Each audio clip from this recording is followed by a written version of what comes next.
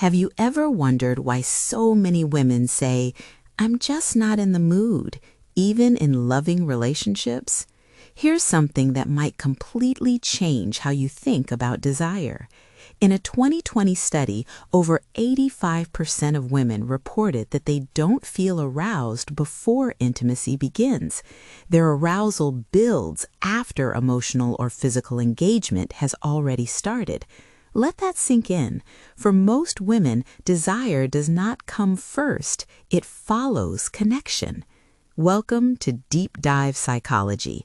Today, we're breaking down one of the most misunderstood aspects of human sexuality, how female arousal actually works.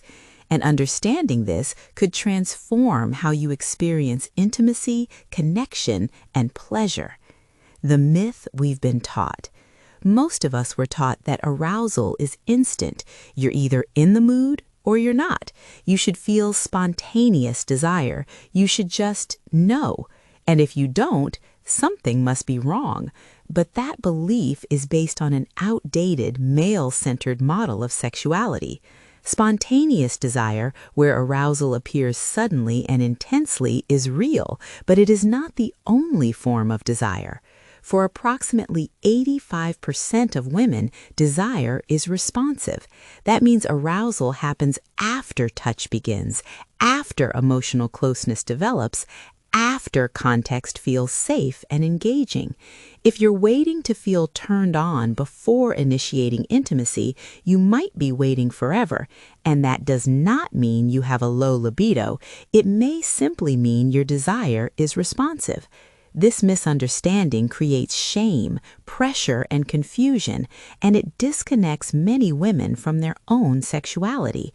So let's go deeper. What actually happens in the body during arousal?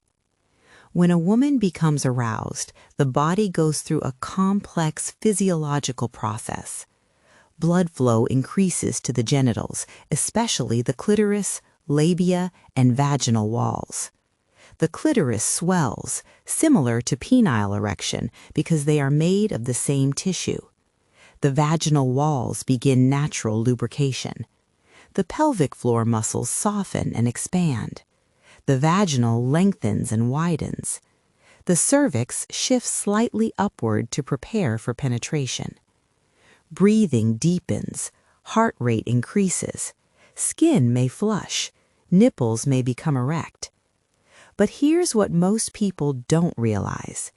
This entire process can take 20 to 40 minutes of consistent stimulation and emotional engagement to reach full physical arousal. Not 2 minutes, not 5, 20 to 40. And that time is not a hurdle. It's not an obstacle. It's the process that makes intimacy pleasurable rather than painful.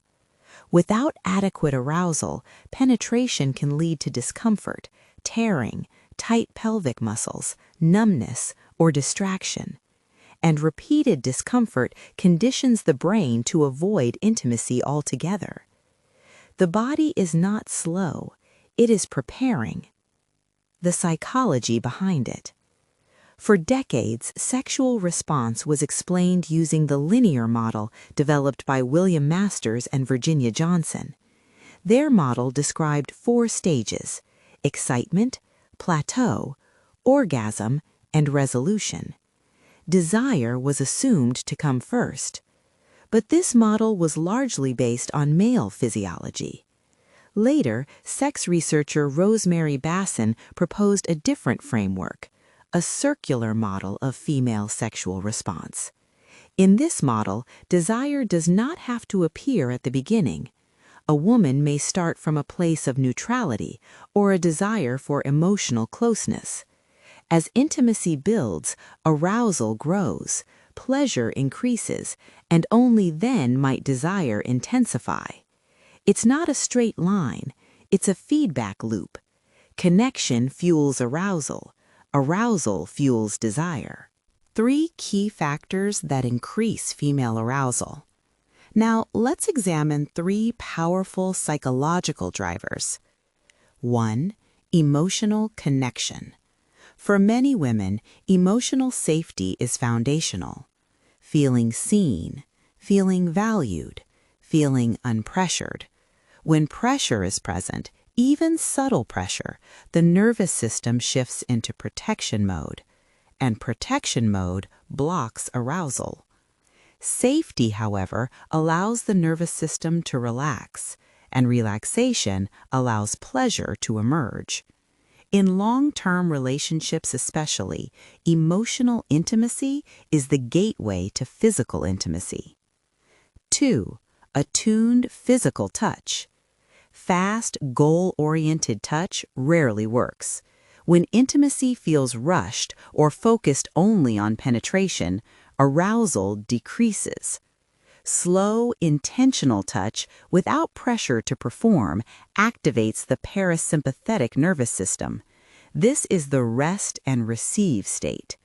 Foreplay is not a warm-up. For many women, it is the main event. It's also important to understand that the highest concentration of nerve endings is located in the clitoris and the outer third of the vaginal canal. Without direct or indirect clitoral stimulation, orgasm during penetration alone is statistically less likely. Attunement matters. Listening matters. Slowness matters. 3. Psychological engagement. The brain is the largest sex organ. Fantasy, novelty, curiosity, imagination. These are not optional extras. They are central. Texting throughout the day, erotic literature, anticipation, music, tone of voice, all of these influence arousal, but so do distractions, stress, intrusive thoughts, body image concerns, emotional conflict. Arousal lives in the mind as much as in the body. If the mind feels unsafe, overstimulated, or disconnected, the body follows. The most important takeaway: arousal is not a light switch, it is a dimmer. And for most women, it is responsive, contextual, and emotional. If you don't feel spontaneous desire out of nowhere, that does not mean something is broken. It means your system requires connection, safety, and stimulation to activate. Instead of asking, "Why am I not in the mood?" try asking, "What helps me feel safe? What kind of touch feels good? What kind of emotional context helps me open?" When pressure disappears, sustainable desire has space to grow. If this deep dive shifted your perspective, leave a comment below. And if you want to explore the psychology of intimacy, relationships, and human behavior on a deeper level, subscribe to Deep Dive Psychology, because understanding the mind changes everything.